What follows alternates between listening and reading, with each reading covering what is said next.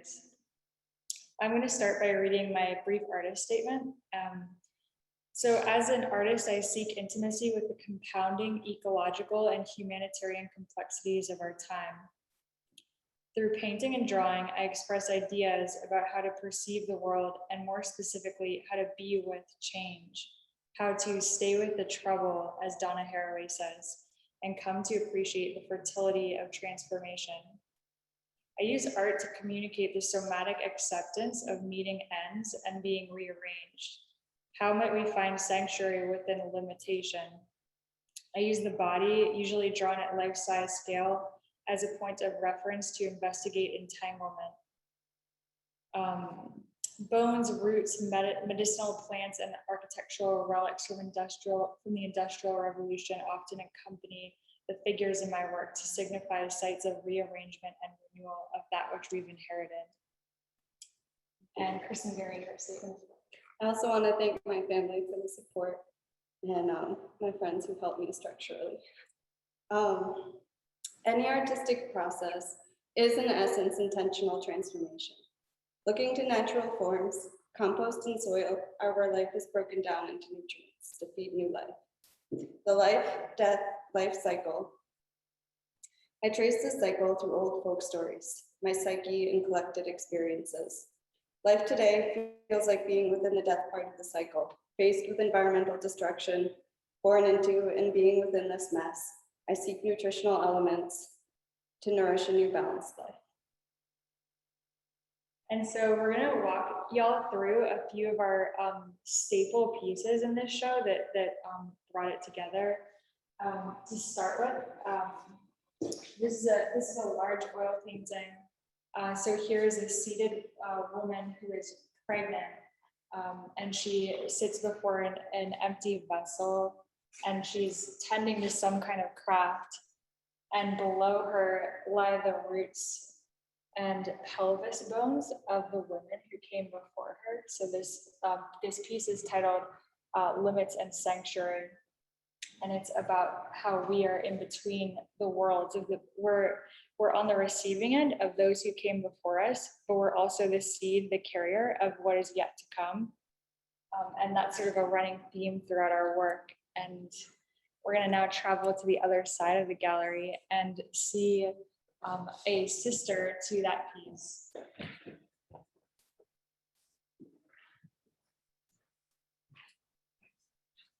And so here's a larger scale investigation of this idea as a piece, where I have two separate pieces. This both panels are handmade paints, inks, and acrylics on silk that has been stretched and then glued onto a wooden panel. A wonderful friend of mine made this panel, Kurt Kuntz, special thanks to him. So here's the above ground which she sits, and I spent, as many of us did in the last year, kind of feeling like we're in the underground. And so I really sunk into this underground space where there's the pelvis bones, the bones of ancestors, but also it's rich and red, like the color of blood that gives life into new growth. And it was very important to me to have some like an uplifting color in the space to seed like new life from the death that has come before us. So thinking about like the lotus flower grows out of the mud. And this is going to carry us into Kristen's Persephone piece, which is over here. So I found this story of Persephone that predates the myths of Mount Olympus, back when there was more of a matriarchal society.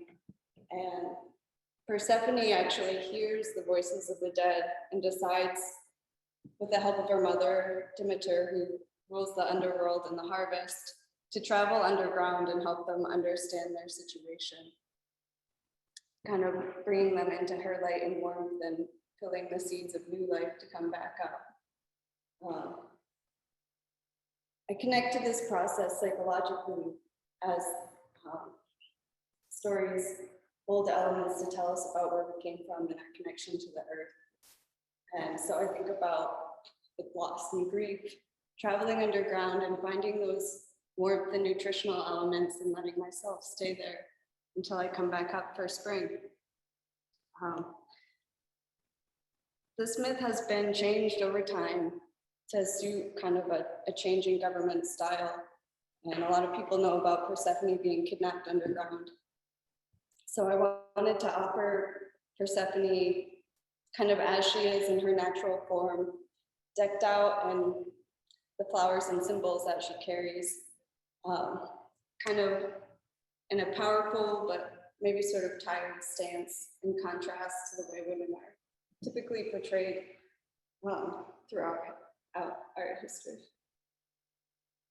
So she's got the wheat of her mother's harvest and the pomegranate that she feeds the dead and the warmth in her belly and her favorite flower poppies.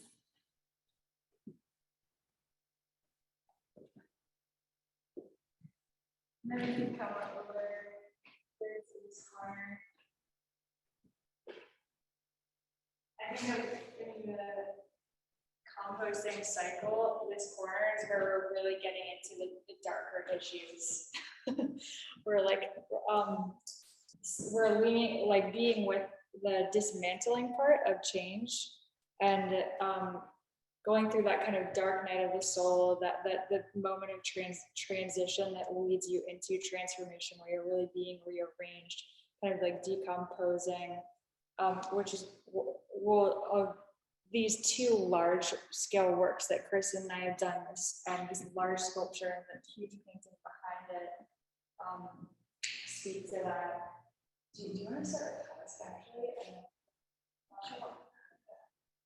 So Husk is very much an experience of the grief process, and thinking about it, maybe just starting at the base where life starts to come back in. Thinking about in the beginning of the grief process with loss, how it feels like you're just trudging through these stairs with no real perspective, but you just got to keep going till you find a place of respite. And then growth that can come up. There's a tree through the torso.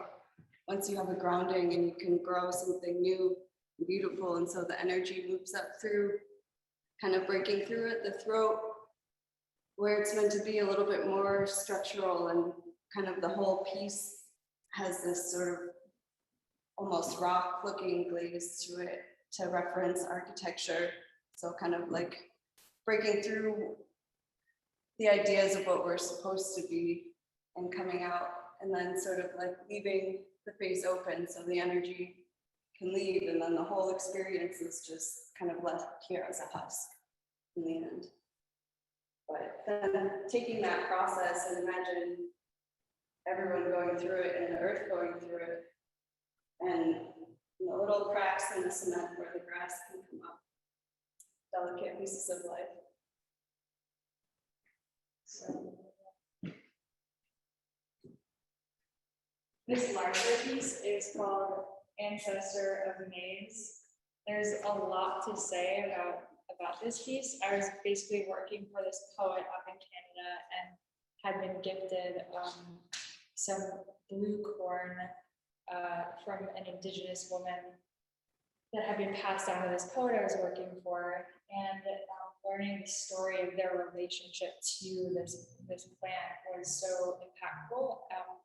And from that farm, I had to kind of make an emergency drive to Colorado, so some 500 miles through all GMO cornfields. And it was devastating to experience corn in this state, where it's like a ghost of itself compared to the way that I had just come to know maize.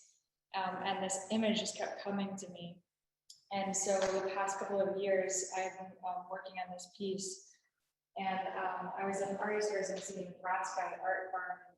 I was surrounded by corn, and so I just go out into the field and do life-size drawings on pieces of paper about this big, and then bring them all back inside and stitch them all together and create a huge composition on the wall. And then there was this fabric laying in the corner, and it was all rolled up like abandoned, and so I just rolled it over my cutouts and just traced this, and that was sort of how this came into life. But yeah, I was thinking about how we go back into the earth. Like I feel like the earth is hungry for bodies. It's a little like intensive a comment to make, but I feel like there's a lot of room for repair in our relationship to coming back into the earth. And so these roots at the bottom are also in a few silk studies on silk over here to the left. And speaking of the underworld, this piece over here is called Chthonic Memory, because I feel like in a lot of my investigations are kind of come into play from the unconscious, like in the dream life, in almost like half waking state. And so I think about the underworld, the underrealm, and just how rich and fertile that space is. And so here's this kind of figure, this androgynous figure, and then in front of her are is a coral reef from where like all of these little fishes are coming up, but it's also kind of like our heart, the blood coming from veins out from our heart. But so that is kind of like this area over here, and there's an incredible piece by Kristen over that we're going to show you next that kind of seeded this show in company with a large corn piece that I just showed. Once Kristen and I saw these pieces together, it became apparent that like our work was really talking to each other, and it would be great to do a show.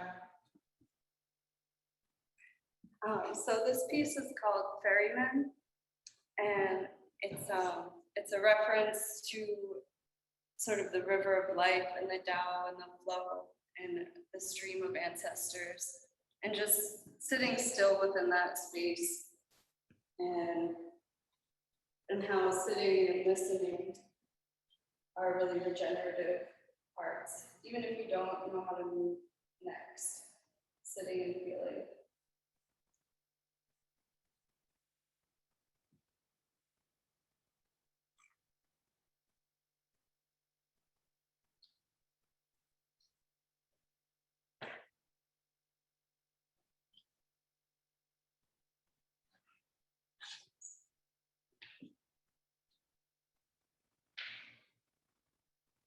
Question?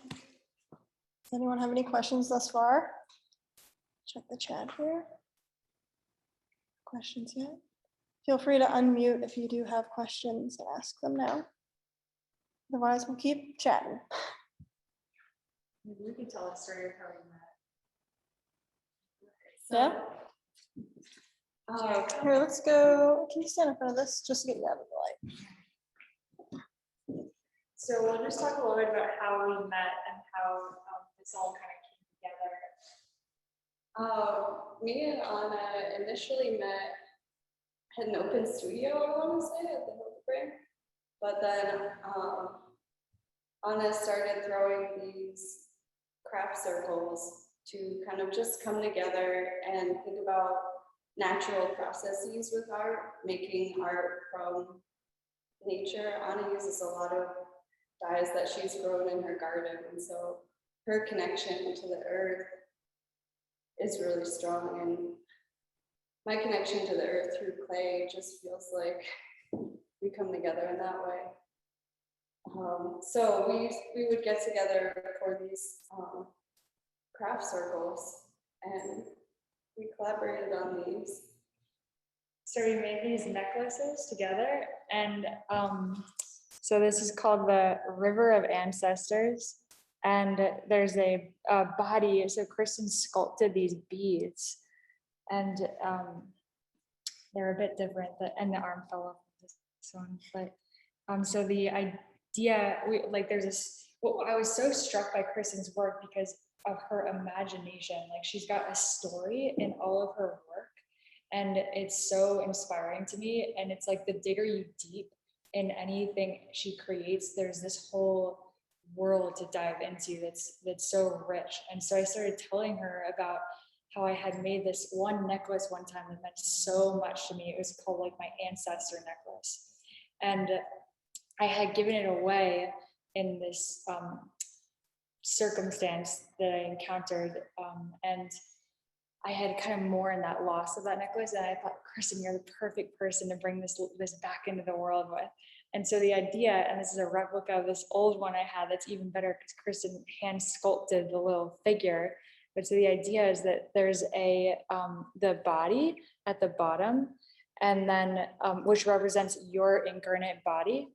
And then there's like a red section of beads and tooth, like these are some teeth. So this is like tooth, blood, and body of the carrier wearing the necklace, surrounded by a river of, these are hand-carved bones of little skulls. So your river of ancestors. And then here are volcano rocks, so of the earth. And then, so Kristen like sculpted two of these little figures, like perfect. And then I beaded the necklace and yeah, strung Kristen's sculpture on. But anyhow, that's. Yeah, I was so inspired by the way Anna uses jewelry as a reminder of just to be present in her day and what to really focus on, sort of a magic. Yeah, I think that's something we've really connected about, is just breathing life back into art. I spent like 6 years living in New York City, going to a lot of art markets and gallery shows, and I just felt like this kind of pervasive, like deconstructive irony, coldness happening in the art world. And I found such refuge in Kristen as an art companion, for like the way that she was breathing life and heart and imagination into her creative process. So yeah, it was a really great pairing, and so grateful for everybody who came out and support us in this here and now.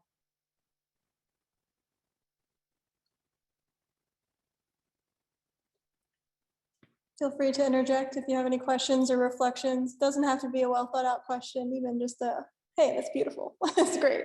Also any criticisms, that's very generative. Like criticism is important. Well, this is Nancy Barney. Oh, I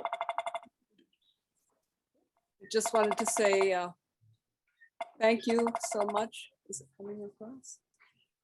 No.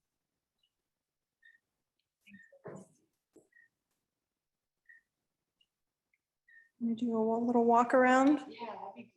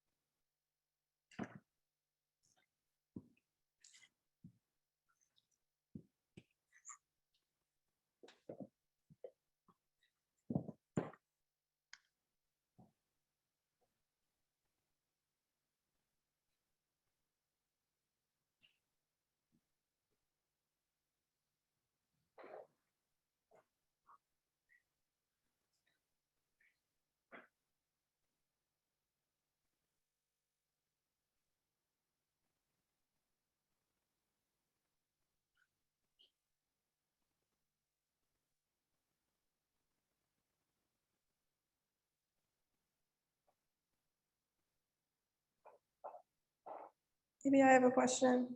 We were talking about it a little bit before this talk. Could you talk about heat as part of your process? Heat. Yeah.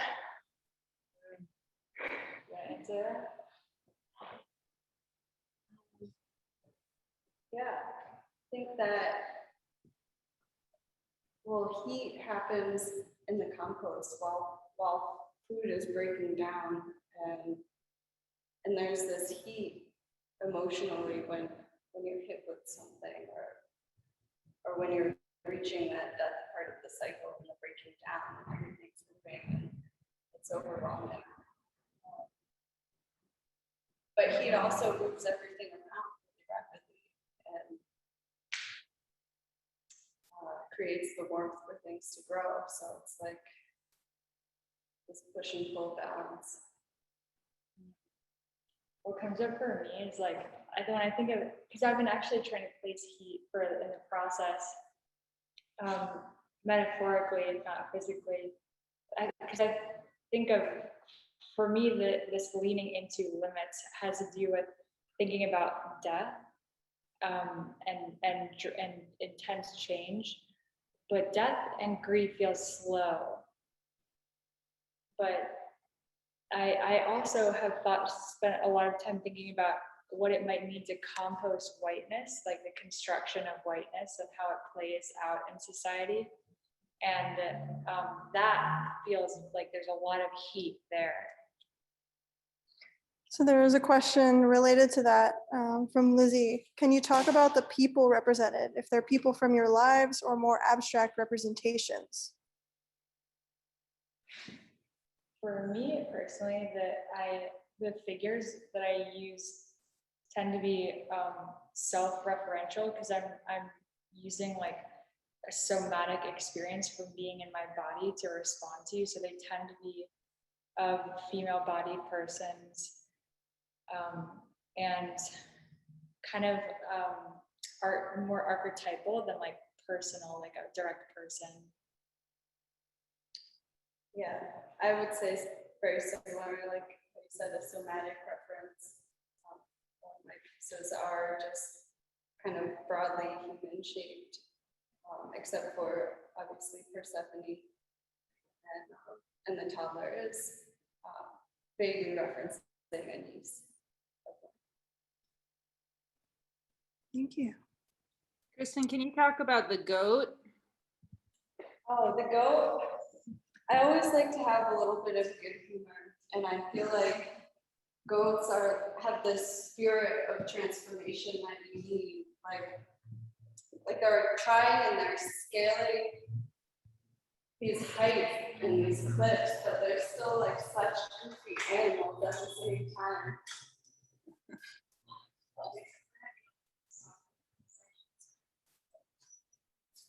Hey, is it crazy? I have to go to the arts festival today. It's in September. I swear it's set right now. So it's crazy. Thank you. Also got Carrie, I'm grateful for this look at the exhibition. I'm in Spain and can't make it to the show in person. We've also got from Aunt Sal, your work is so beautiful and inspiring. Thank you for reflecting your impressions and sharing so deeply. And from Nancy, thank you to Anna and Kristen. The show is beautiful and it was so good to hear your thoughts about your work and processes. We've got Alice. Alice Newell says, what's the story about the woman and the companion painting?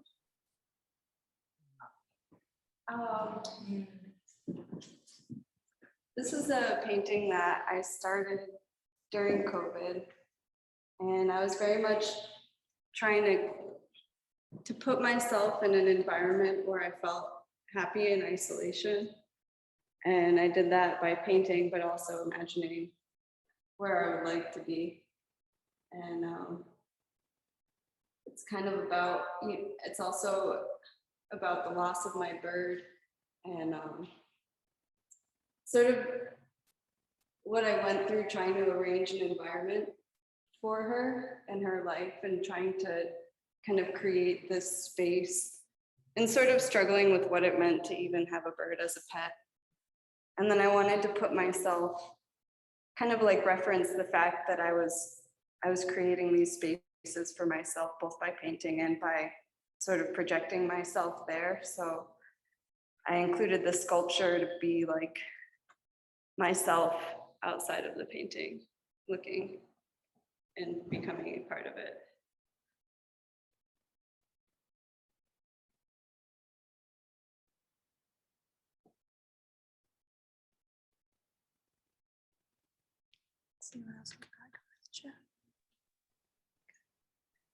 I don't know, did you have anything else to say about that goat? I think I cut you off. Are you good? No, that was pretty much. All right, Yeah. great.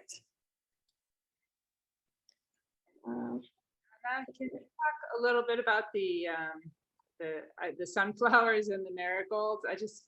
Do marigolds they represent something, don't they? Like, is that some sort of a like good luck, dead marigolds, or I don't know. Like, is there a reason you chose marigolds? Yeah, I have a friend who has this habit or tradition of stringing dead marigolds and hanging them above her in spaces like in her car or her house as a way to, they're in honor of her ancestors. So it's a way for her to say like, hey, I'm here for you. I'm thinking of you. And so these are called marigolds for the dead. And so I was so enamored when I kind of encountered that practice. And then I actually recently talked to our local artist, Hector Castellanos, who's this incredible paper mache sculptor. He has a lot to do with Parade the Circle and Dia de los Muertos in Cleveland, Ohio, Day of the Dead. And he was telling me that in, I think he was saying Mexico, there's a relationship to marigolds because they often grow near grave sites. And so they'll pick the marigolds, and then on Day of the Dead, the day before they'll lay them out from their front lawn, an open door into their house. And so first the children come through is the idea, and then afterwards the adults come through. So it's really wonderful to hear that cultural relationship to dead marigolds as well recently. Those are beautiful little pieces. I love those. Yeah, I'm gonna do a little zoom in.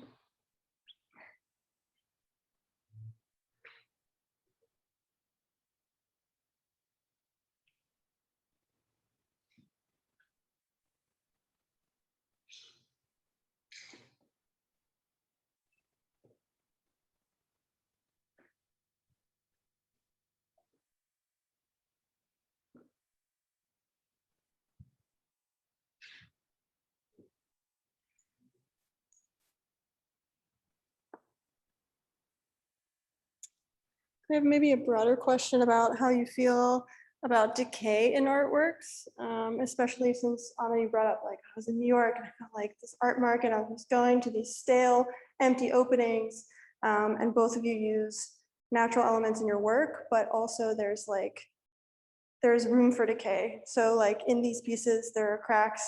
In your piece with the rabbit skin glue, that's non-archival. Yeah, like so these pieces could all theoretically deteriorate. How do you feel about your planting in yours? You want yours to be outside. So how do you feel about decay in art largely? For me, the cracks are kind of part of the structure of it. It's not always like a very straightforward process building with clay. And what happens in the kiln, I feel like it shows the time and also the heat of the life of the clay. So the cracks to me are part of it, especially because I don't have to worry about people drinking out of things.